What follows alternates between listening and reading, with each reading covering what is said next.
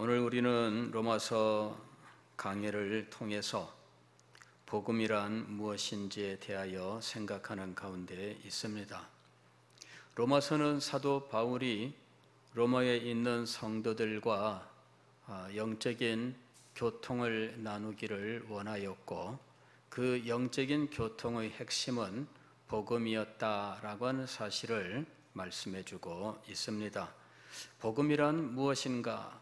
믿음으로 말미암아 의롭다함을 받아 하나님의 심판에서 구원받는 것에 대한 말씀이 바로 복음이라고 하는 것이죠. 그리고 이렇게 믿음으로 말미암아 의롭게 함을 받아 하나님의 심판에서 구원을 받는다라는 이 내용을 한마디로 이야기하면 이신칭의 이렇게 말할 수가 있는 것입니다. 이 이신칭의의 핵심은 은혜로 말미암은 구원이라는 것입니다. 은혜로 말미암은 구원을 가장 선명하게 나타내는 말이 있다면 그것은 바로 이신칭의라고 하는 것이죠. 자, 그런데 바로 이 일에 대하여 이제 반박을 하는 주장들이 있습니다. 은혜로 말미암은 구원의 약점이란 죄를 가볍게 여기게 만들어서 또다시 죄를 짓게 한다라는 것이죠. 은혜로 말미암은 구원의 약점이 무엇이냐? 죄를 가볍게 여기게 만든다. 그로 인해서 죄 짓는 것을 그냥 쉽게 생각한다. 왜냐하면 또 은혜를 받으면 되니까. 이런 식으로 생각한다는 거죠. 자, 이거는 현대 교회에서도 참 많이 선포되었던 메시지예요. 현대 교회에서도 왜 믿는다고 하면서 그렇게 죄에 대하여 둔감한가라고 하는 문제들, 믿는 사람들에게 있어서 삶이 따르지 않는 이 문제는 심각하다라고 하는 반성들이 있었습니다. 그러나 알고 보면 이 문제는 이미 사도 바울 당시에 충분히 나올 수 있는 반박이었다라는 것입니다. 그때도 역시 은혜로 말미암아 구원을 받는다면, 그렇다면 죄를 가볍게 여기고 죄를 짓는 일들이 쉽게 이루어질 것이다 라는 반박이 있었다는 것이며, 그리고 기독교 역사는 바로 이런 일들에 대한 경고로 이루어져 있다라는 것입니다. 설교자들은 계속해서 하나님의 은혜를 헛되이 받지 말라라는 메시지로 선포를 했고, 하나님의 이 은혜를 헛되이 받음으로 그는 은혜를 말하지만 죄 짓는 일을 서슴지 않는, 이런 변화되지 않는 삶을 보여줄 수밖에 없다라고 하면서 입으로는 믿음을 고백하지만 삶으로는 믿음을 부인하는 이런 모습에 대한 경고를 했던 것입니다. 그리고 이 1980년대 말에는 미국에서 바로 이 문제로 인해서 이 로십 셀베이션이라고 하는 논쟁이 일어나게 되는 거예요. 세대주의라고 하는 이 신학 그룹에서 이제 이 값싼 구원에 대해서 은혜를 강조하고 믿음으로 말미암아 구원을 얻는다라고 하는 이 이신칭의에 근거하여 이제 그냥 믿음만 말하지 삶이 따르지 않는 이런 문제들이 있다라고 하면서 예수님이 가르치신 복음의 교훈과 사도 바울이 선포했던 복음의 교훈은 삶을 배제하지 않는다라는 이 사실을 지적한 거죠. 그래서 이 문제를 가지고 심각한 논쟁이 일어나요. 한쪽은 그렇다면은 믿음으로 구원을 얻는 것이 아니라 삶으로 구원을 얻는다는 것이냐? 그렇다면 종교 개혁은 무엇이 의미가 있느냐? 이신칭의를 무시하는 것이냐? 이러면서 공격을 했어요. 한쪽은 삶이 없는 믿음이란 그것은 진정한 믿음이 아니다. 이렇게 이야기를 한 거죠. 자, 무엇이 진짜입니까? 무엇이 진짜입니까? 이신칭의의 교리를 지키고자 하는 그 열정은 가상하지만 그렇다고 해서 삶을 부인해버리는 것은 문제가 있다는 것이죠. 오늘 우리가 이 로마서를 공부해 보면 결코 사도 바울이 삶을 배제한 믿음을 말하고 있지 않다라는 사실을 알 수가 있습니다. 죄의 문제를 가볍게 만들어 계속 죄를 짓게 하는 것이 이신칭의, 즉 은혜로 말미암은 구원의 약점이다라는 이런 이신칭의 또 은혜의 왕노릇에 대한 반박에 대하여 사도 바울은 로마서 6장, 7장, 8장에 걸쳐서 그렇지 않다라는 사실을 논증하고 있습니다. 첫째, 6장 1절로 14절에서 사도 바울이 힘써 논증했던 것은 믿음의 기능, 믿음의 기능과 그 결과였습니다. 믿음의 기능은 무엇이었느냐 하면은 예수 그리스도와 연합하게 하는 거예요. 내가 믿는다 그럴 때 우리는 이것을 단순히 입술의 고백 정도로만 생각하기가 쉬워요. 그러나 내가 진정으로 예수 그리스도를 믿는다고 고백하면 그에게 일어나는 신비한 일이 있는데 그것은 그리스도와의 연합입니다. 그리스도와 연합하게 되면서 그리스도의 십자가의 죽으심에 함께하게 되고 그리스도의 무덤에서 부활에 함께하게 되는 거예요. 십자가 위에서 죽는 순간에 우리의 옛사람이 십자가에 못 박혀 죽게 되고 그리스도의 부활에 동참하면서 우리는 하나님께 대하여 살게 된다라는 것이죠. 자, 믿음이라고 하는 것이 우리에게 이러한 놀라운 일을 일으키는 것입니다. 그러므로 믿음으로 의롭다함을 받는다, 은혜의 왕노릇이다라고 하는 이것은 죄를 짓게 하거나 죄를 짓는 것을 그냥 아무렇지도 않게 생각하는 이런 일은 일어날 수 없다 이렇게 말하는 거예요. 왜? 이미 그의 옛사람이 십자가에서 그리스도와 함께 죽어버렸거든요. 그리고 그리스도의 부활에 동참하면서 하나님께 대하여 살아났잖아요. 그런데 무슨 다시 죄를 짓고 자시고 그런 게 어디 있어요? 사실은 이 영적 비밀을 몰라서 단지 이 용어만을 가지고 말꼬리를 잡는 것에 불과했다라는 것입니다. 은혜로 말미암는 구원이란 이렇게 믿음으로 그리스도와 연합하여 그리스도의 십자가에 우리의 옛사람이 못 박혀 죽고 그리스도의 부활에 동참하여 하나님께 대하여 살아나는 이 신비한 역사가 일어난 것이다. 그러므로 죄를 지을 수 없다 이렇게 얘기한 것이죠. 은혜의 왕노릇이란 은혜 아래 있다는 것입니다. 법 아래 있지 아니하고 법으로 말미암은 심판이 없고 은혜 아래 있다는 말인데 그렇다면 그것은 죄를 지어도 괜찮다, 법이 없으므로 죄를 지어도 괜찮다는 거 아니냐, 이렇게 두 번째로 반론에 대하여 무엇 아래 있다라는 말의 의미를 제대로 알아야 된다 이렇게 얘기합니다. 법 아래 있다고 하는 것은 이것은 이 법에 매여 죄를 계속 짓는 죄의 종이라고 하는 의미라는 이야기고요. 은혜 아래 있다라고 하는 것은 이것은 은혜의 원리 하에서 그는 의의 종이 되었다라는 것을 의미한다는 거죠.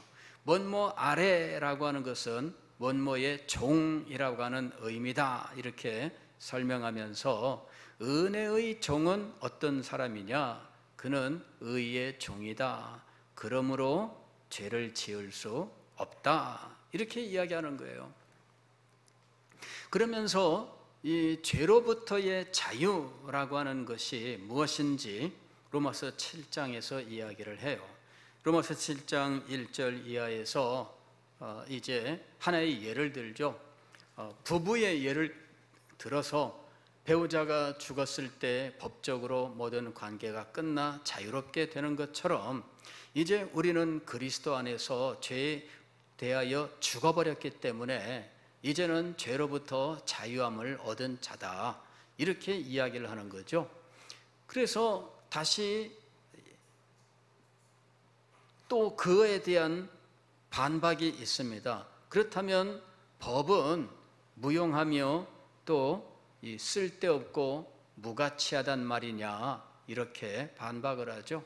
그에 대해서 법은 신령하고 거룩하다, 그러면서 법은 죄를 깨닫게 한다, 그리하여 나는 죽고 죄는 살아나게 하는 일을 행한다, 이렇게 얘기하는 거예요. 즉 법이 가지는 역할, 그 기능에 대해서 이야기를 하는데, 법이 우리에게 임하게 되면, 법을 깨닫게 되면 어떤 일이 일어나느냐 하면 죄는 살아나고 나는 죽는 일이 일어난다는 거죠. 이렇게 죄는 살아나고 나는 죽는다라고 하는 이것을 한마디로 표현한 것이 로마서 7장 24절의 말씀이에요. 오호라 나는 곤고한 사람이로다. 이것이 바로 자신은 죽어버린 상태예요. 죄가 살아나니까 자신의 곤고함을 알아요. 왜? 이 죄 때문에 하나님의 심판을 면할 길이 없는 절망적인 상황을 알게 된다는 것이죠. 그래서 곤고한 사람이로다, 이것이 죄는 살아나고 나는 죽었다라는 모습이에요. 이 사망의 몸에서 누가 나를 건져내랴. 자기는 안 된다 이거죠. 나는 안 돼, 나는 나를 살릴 수 없다는 거죠. 내가 가지고 있는 것으로는 나를 살릴 수 없어요. 내가 돈이 있다고 나를 살릴 수 있습니까? 내가 명예가 있다고 나를 살릴 수 있습니까? 내가 권세가 있다고 나를 살릴 수 있습니까? 내가 그 모든 것을 가지고 구제와 선행을 힘쓴다고 해서 나를 살릴 수 있습니까? 살릴 수 없습니다. 오직 예수 그리스도, 이분 이외에는 우리를 살릴 수 있는 분이 없습니다. 자, 그러면서 사도는 다시 한번 우리가 죄에 거할 수 없는 이유, 혹은 은혜 때문에 죄 짓는 것을 쉽게 생각해서 죄를 지을 수밖에 없다라고 하는 이 반박에 대하여 그럴 수 없는 이유를 다시 한번 이야기하는데, 이것이 8장 1절 이하에 나오는 생명의 성령의 법이에요. 생명의 성령의 법이 믿는 자 속에 작용하고 있기 때문에 그는 죄를 지을 수 없다, 이렇게 이야기하는 거예요. 생명의 성령의 법이 그에게 역사하고 있습니다. 이 생명의 성령의 법은 어떻게 우리에게 임하는가 하면 생각으로 임하는 거예요. 생각으로. 여기 보면은 5절 이하에 이렇게 되어 있어요.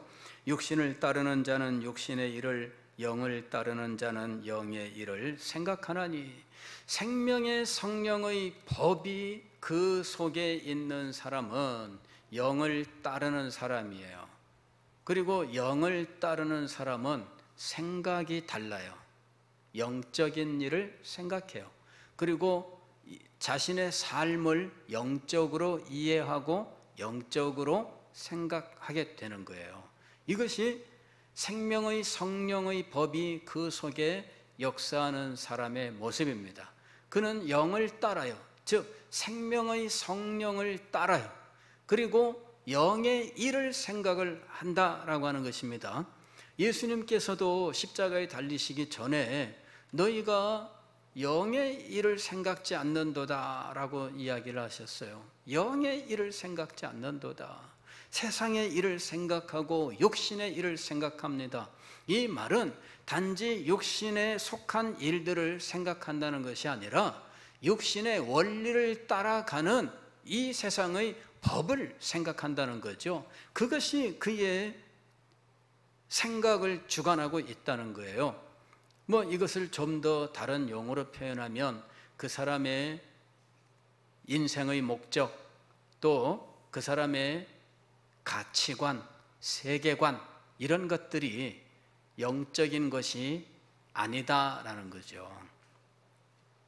우리가 예수 그리스도를 믿는다 하게 되면 우리 속에 생명의 성령의 법이 역사하게 되는데, 그는 성령이 이끄는 삶을 살아요.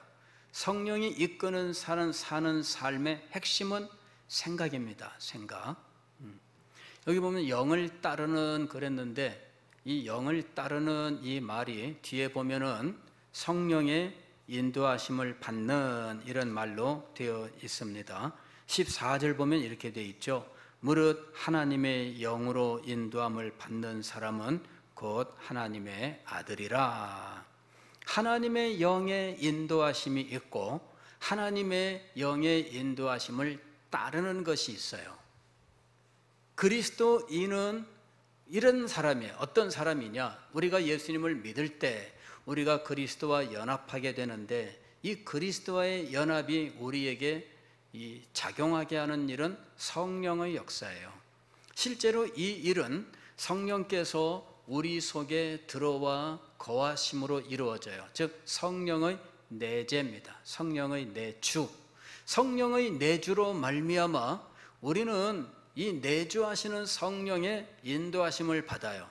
그리고 이 사람은 성령의 인도하심을 따라 살게 되어 있습니다. 그러면 성령께서 우리를 인도하실 때 그 인도하심은 무엇으로 우리를 인도하시느냐? 생각을 주장하심으로 인도하시는 거예요. 여기 인도한다라고 하는 것은 어떤 의미냐면은 손을 잡아 끌고 간다라는 의미입니다. 손을 잡아 끌고 간다. 성경을 보면은 성령이 인도한다라는 말이 두 개의 말로 표현되어 있어요. 요한복음에 나와 있는 성령이 너희를 모든 진리 가운데로 인도하시리라 하는 말씀이 있고, 로마서 14장 8장 14절에 성령의 인도하심을 받는 이렇게 되어 있습니다. 근데 이 말이 각각 용어가 의미가 달라요. 요한복음에 나오는 모든 진리 가운데로 인도하시리라 할 때 인도는 가이드예요. 가이드. 즉 여기 약도가 있어가지고 약도를 보면서 차근차근 인도해 나가는 거죠. 이건 이렇지, 이건 이렇지. 이게 진리를 깨닫게 하시는 성령의 역사입니다. 이게 성령의 인도하심이요, 성령의 가르치심이에요. 그런데 로마서 8장 14절의 성령의 인도하심은 이건 무엇이냐면은 손을 잡아 끌고 가는 거예요. 우리 속에 내재하시는 성령께서 우리의 손을 잡아 끌고 가시는 거죠. 그럴 때 이 손에 해당하는 것, 이것이 무엇이냐 이거죠. 우리 속에 육신의 손과 같은 역할을 하는 게 뭐예요? 오늘날도 우리가 어떤 사람을 끌고 갈 때 손을 잡고 이리 와봐, 손을 잡고 끌잖아요. 자, 성령께서 우리 속에서 이렇게 끌고 가는 우리의 손에 해당하는 것이 무엇일까요? 그게 생각이에요. 성령께서 우리 속에서 생각을 주장하시는 거죠. 이것이 성령의 인도하심이에요. 성령이 끌고 가시는데 우리의 생각을 끌고 가는 거예요. 인간을 진정으로 끌고 가는 것은 생각을 바꿀 때, 생각을 바꾸어 그가 인격적으로 진정으로 감복하게 될 때, 그때 그는 진정으로 따라가게 되어 있습니다. 그게 인도하심이에요. 성령이 우리를 인도하시는 영역이 어딘지를 알아야 돼요. 성령은 우리의 생각을 인도하셔요. 그래서 성령이 우리의 생각을 인도하실 때 우리의 사고 방식이라고 하는 것을 인도하신다라고 하는 거죠. 이게 바로 영적 사고 방식이라고 부르는 거예요. 과거에 청교도 존 오웬이 영적 사고 방식이라고 하는 메시지를 전했어요. 책으로 번역이 되어 있습니다. 영적 사고방식이죠. 그런데 여기서 존 오웬은 뭐라고 이야기하느냐 하면은 1660년대에 청교도 혁명의 시대가 끝나고 영국의 왕정이 새롭게 이제 회복이 되었을 때, 이제 그때 이 찰스 2세라고 하는 왕이 이제 왕이 됩니다. 이 사람이 찰스 1세의 아들이에요. 크로멜의 청교도 혁명에 의해서 처형을 당한 왕입니다. 그리고 영국의 왕정이 끝났는데 이 크로멜이 죽고 그 아들 때에 그만 청교도 혁명의 시대가 끝나고 왕정 복고되는 상황이 돼요. 그리고 찰스 2세가 왕이 됩니다. 근데 이번에 영국 엘리자베스 여왕이 죽고 그 아들이 뭐 70년 만인가 64년 만인가 뭐 왕이 됐대요. 예. 근데 이 사람이 찰스 3세입니다. 찰스 2세는 17세기 사람이에요. 자, 이 찰스 2세가 왕이 되면서 이제 청교도 혁명에 대한 반동이 일어나게 돼요. 그리고 청교도 사상을 가진 목사들이 국교회에 굴복하지 않으면 교회에서 다 쫓겨나게 됩니다. 그리고 교회 근처로는 거주하고 방문할 수 없도록 아예 딱 거리를 정해놓고 출입을 감시하고 그렇게 되죠. 그때 존 오웬도 섬기던 교회에서 쫓겨나게 됩니다. 그래서 한동안 목회를 하지 못하는 이런 상황에 처하게 되는 거예요. 그때 존 오웬이 어떤 어려움을 겪었느냐 하면 자기가 목회를 할 때에는 기도를 열심히 했는데 목회를 안 하니까 과거만큼 기도하지 않더라 하는 거죠. 자기의 모습을 어느 날 문득 깨닫게 됐어요. 그러면서 내가 목회할 때는 기도했는데 목회를 중단하고 나니까 예전만큼 기도하지 않더라. 이게 정상적인 것인가? 기도는 목회자가 되어야만 기도하는 것인가? 아니다 이거죠. 기도라고 하는 것은 목사이기 때문에 하는 것이 아니라 그리스도인이기 때문에 하는 거예요. 그래서 나의 문제가 무엇인가? 내가 이제까지 목사이기 때문에 기도한 것이 문제였다라는 것이죠.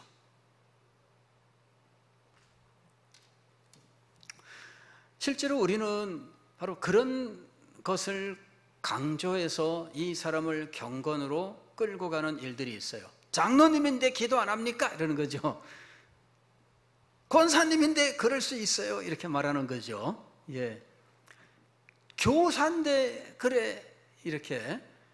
물론 그것도 맞는 말씀이기는 해요. 그러나 근본적으로는 뭡니까? 예.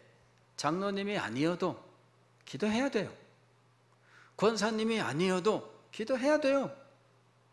교사 아니어도 기도해야 돼요. 왜? 그리스도인이면.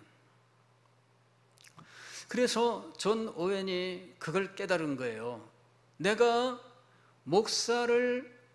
목회 사역을 못하게 되면서 이전과 기도의 시간이나 강도나 모든 것들이 저조하게 되었다라고 하는 거예요. 물론 그분의 경건이 그때와 뭐 엄청나게 달라졌다? 우리가 그렇게 말할 수 없어요. 다만 본인이 그렇게 느끼고 인정하고 있는 겁니다. 자, 어쨌든 이 존 오웬이 그러한 자신의 영적 상황을 깨닫고 그 다음에 그가 깊이 묵상한 것이 로마서 8장 5절 이하예요. 여기에 나오면 여기 무슨 말씀이 나와요? 육신을 따르는 자는 육신의 일을, 영을 따르는 자는 영의 일을 생각하나니. 이 생각, 이게 바로 영적 사고방식이다. Spiritual mindness라고 하는 것은 생각하는 거예요. 생각하는 것. 그래서 영적인 방식으로 생각하는 이 면에서 성령의 역사는 우리에게 영적으로 생각하게 한다라고 하는 이 사실, 그리하여 그가 거룩한 것을 사모하고 그리고 경건한 의무들을 소망하면서 하나님 앞에 기도하고 그다음에 충성을 다하게 되는 것이죠. 성령은 믿는 자 속에 들어와 내주하시면서 그를 이끌어 가시는데, 손을 잡아 이끌어 가실 때 우리 속에 있는 이 손에 해당하는 것이 생각이다 라고 하는 것이에요. 그래서 성령께서 우리의 생각을 변화시키시고 우리의 생각을 이끌어 가셔요. 우리 속에서 일어난 생각의 변화, 첫째, 인생의 목적의 변화가 일어나는 거예요. 인간의 제일 되는 목적은 무엇입니까? 인간의 제일 되는 목적은 하나님을 영화롭게 하며 그를 영원토록 즐거워하는 것입니다. 하나님의 영광이 삶의 목적이 돼요. 그 생각이 하나님의 영광을 제1로 여기게 되는 거죠. 그것이 그의 마음속에 확실하게 자리 잡아요. 하나님의 영광을 위해서, 이것이 성령이 내주하시는 사람의 생각에 일어난 변화입니다. 성령이 내주하는 사람의 생각 속에는 세계관의 변화가 있어요. 즉, 이 세상은 어떻게 되어 있느냐라고 하는 것이죠.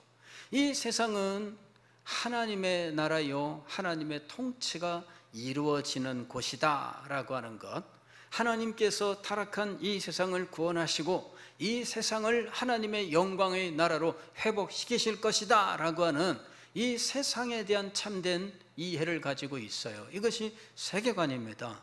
하나님께서 이 세상을 선하게 창조하셨고 이 세상을 하나님이 창조하신 인간으로 다스리게 하셨는데, 그의 다스리심은, 그 인간의 다스림은 하나님의 의와 하나님의 거룩하심을 나타내는 것이 되어야 한다. 인간은 하나님의 주신 지혜로서 하나님의 의와 거룩하심을 나타내는 통치를 이 땅에 실현해야 된다라는 것이죠.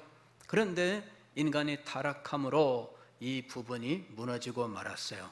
인간은 반쪽 지혜를 가지고 의와 거룩함이 없는 정책을 행하면서 이 세상을 다스리고 있어요.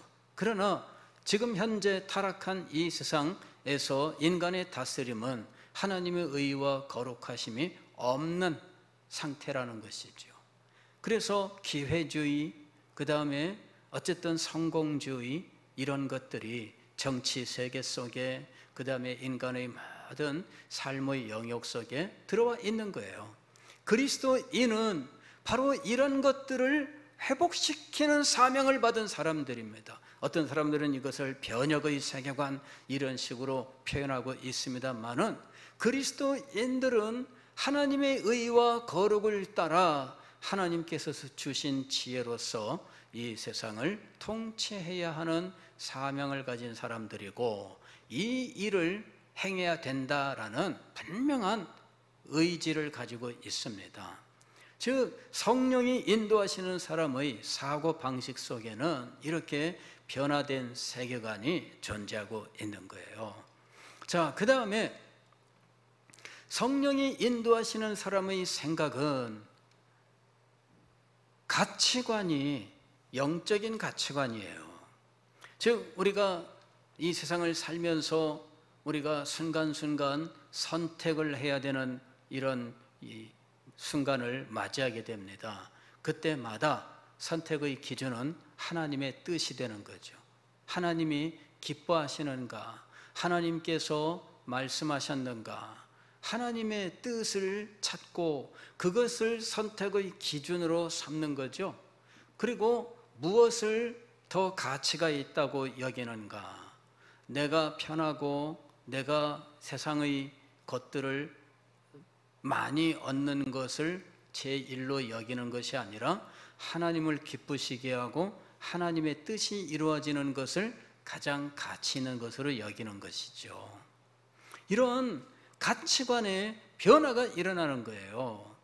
그 다음에 그에게 일어나는 또 다른 생각의 변화가 있는데, 죄를 미워하는 거죠. 죄 짓는 것을 싫어해요. 죄를 지으면 애통해해요. 이것이 마음에 견딜 수 없어요. 이게 아픔이 되는 것입니다. 그리하여 하나님 앞에 무릎을 꿇고 회개할 수밖에 없어요. 예전에 내가 믿음이 없을 때에는 죄를 지어도 죄를 죄로 여기지 아니하였느니라, 그런 상황이었어요.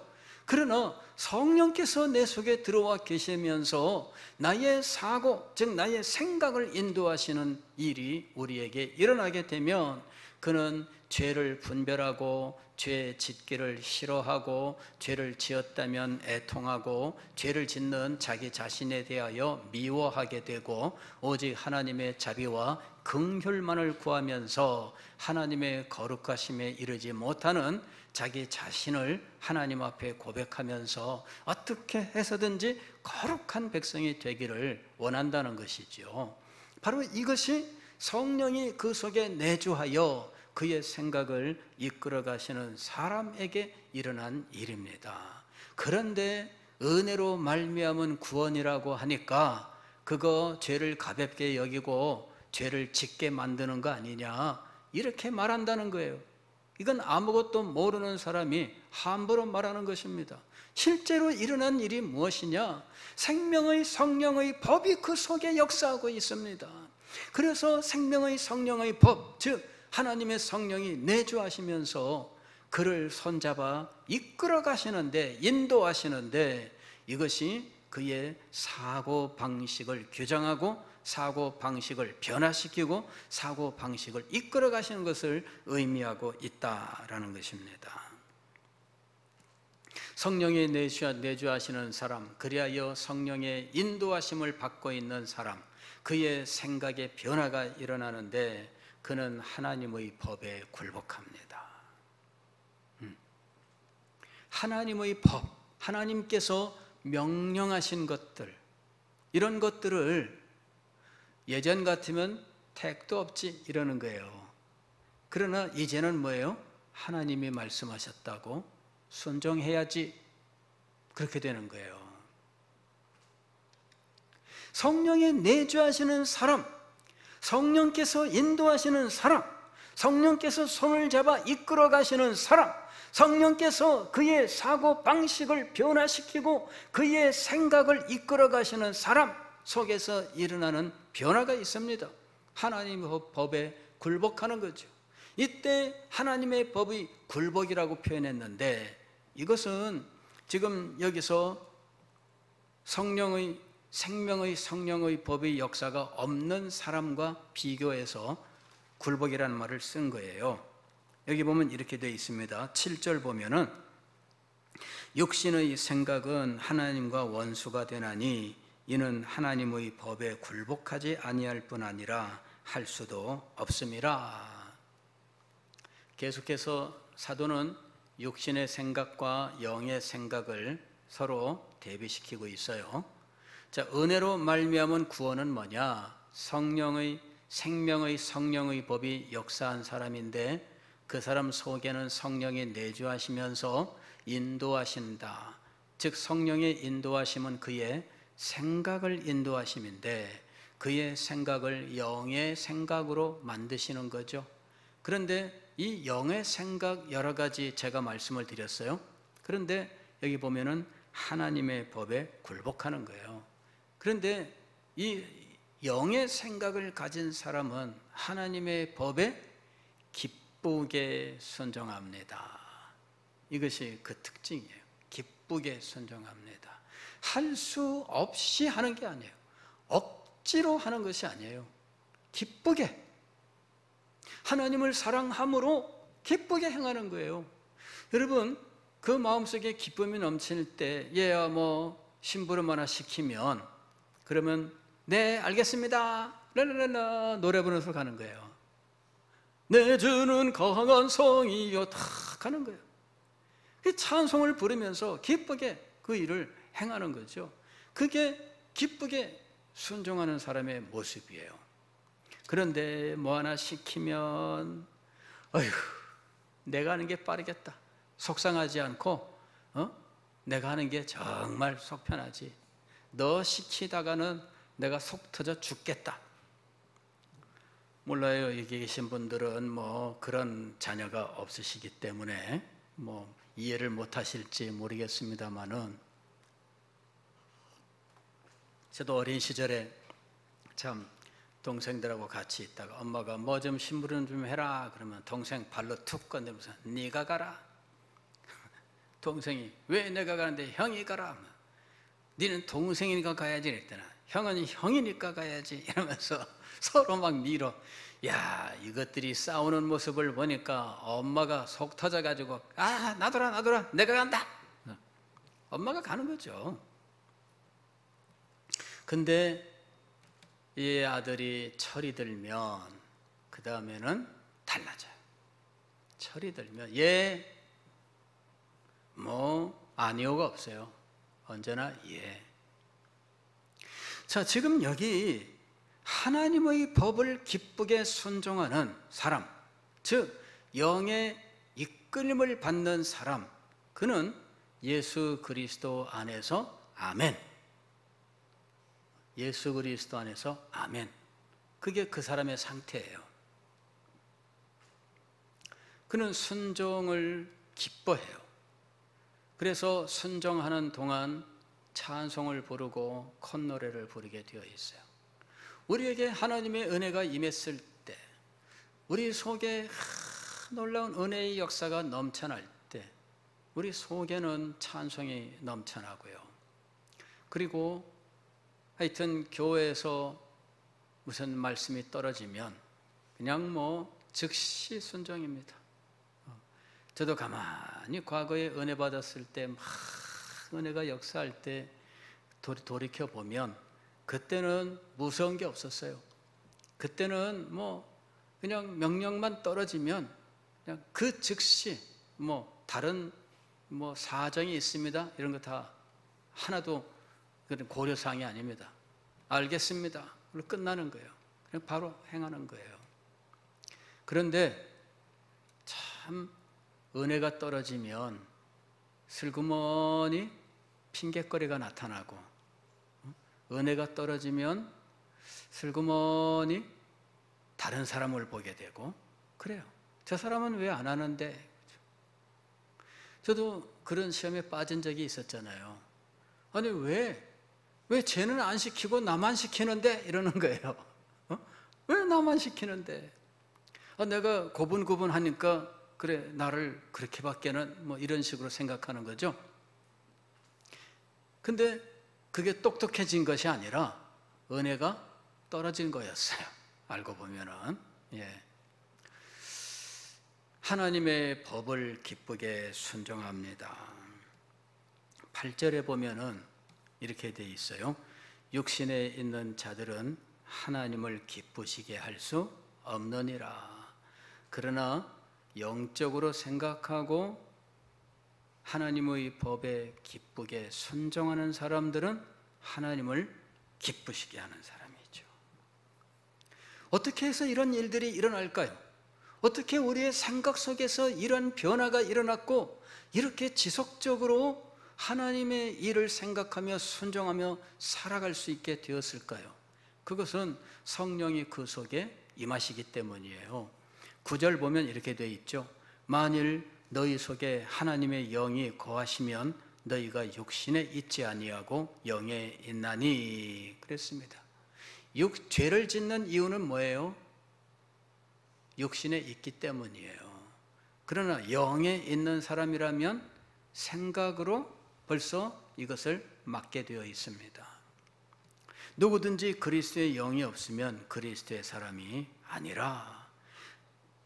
10절 또 그리스도께서 너희 안에 계시면 너희 몸은 죄로 말미암아 죽은 것이나 영은 의로 말미암아 살아있는 것이니라.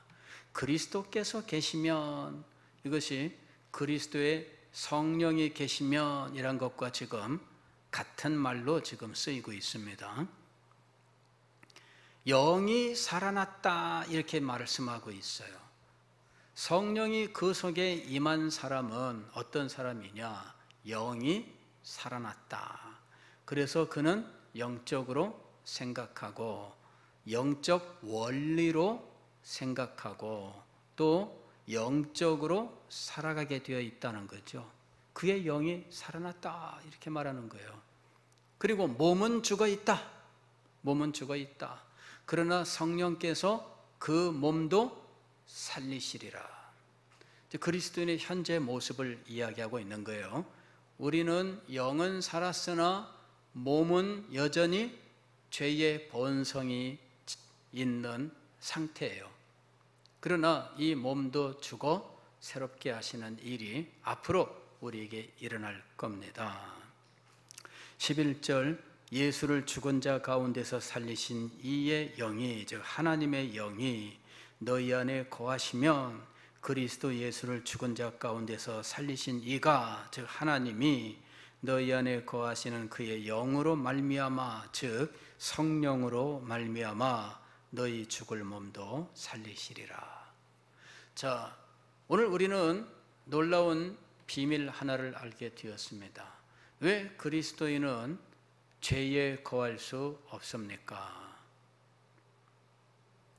성령께서 그 안에 계시며 그를 이끌어 인도하시기 때문에 그의 생각이 영적인 생각이고 하나님의 법을 기쁨으로 순종하고 하나님을 기쁘시게 하려는 마음으로 충만해 있기 때문에 그는 죄를 지을 수 없습니다. 그렇죠. 그리스도인이 은혜로 구원을 받았다 하여 죄를 쉽게 짓는다라고 말하는 것 자체가 이 구원에 대하여 알지 못하는 사람들의 주장이다라는 것입니다. 기도하겠습니다.